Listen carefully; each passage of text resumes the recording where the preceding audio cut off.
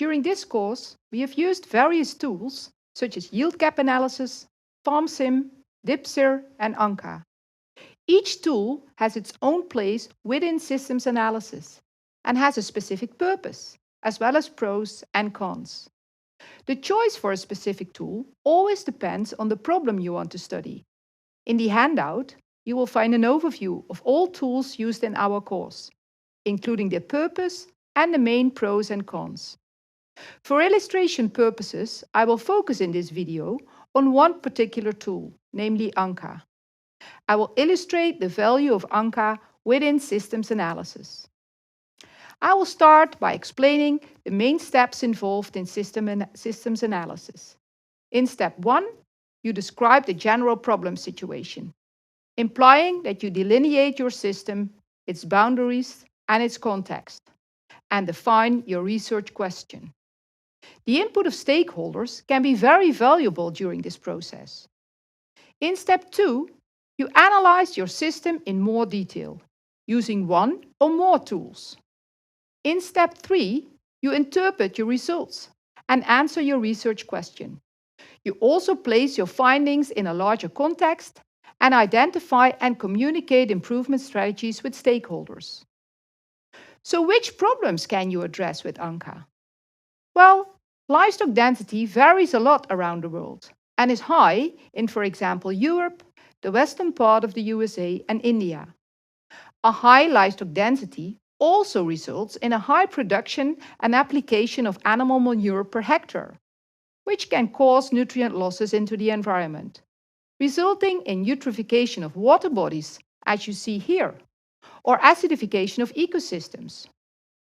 One way to analyze this problem in more detail is to determine a farm nutrient balance. A farm nutrient balance calculates all nutrient inputs and outputs of a farm, and the difference between inputs and outputs is assumed to be lost to the environment.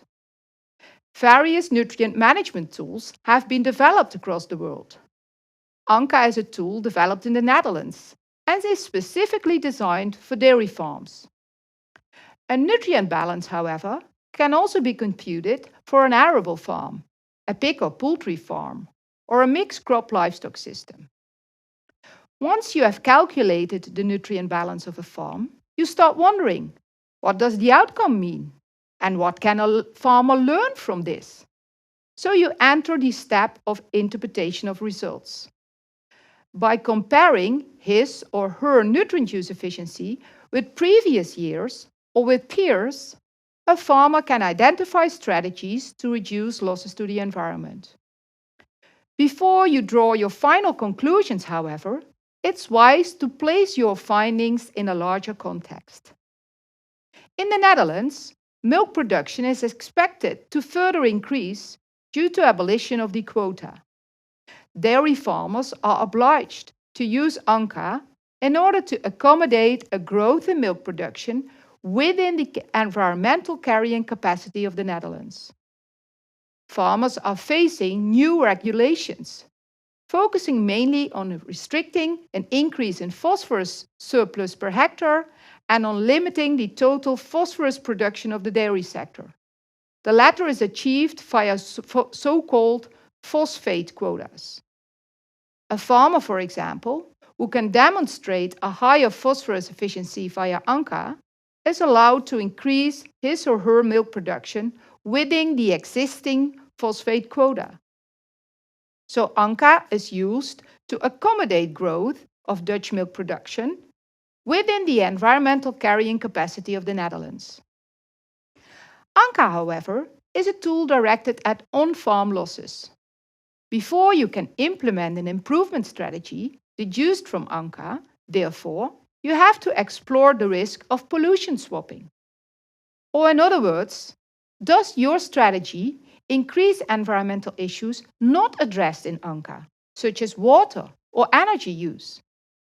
Or does your strategy increase losses during the production of farm inputs, such as feed? To gain insight into pollution swapping, a tool such as life cycle assessment can be valuable. In summary, a problem such as eutrophication or acidification can be tackled using a tool like ANCA. Farmers can use this tool to analyze the nutrient flows on their farm and identify and implement feasible strategies to reduce losses. You first, however, have to explore the risk of pollution swapping.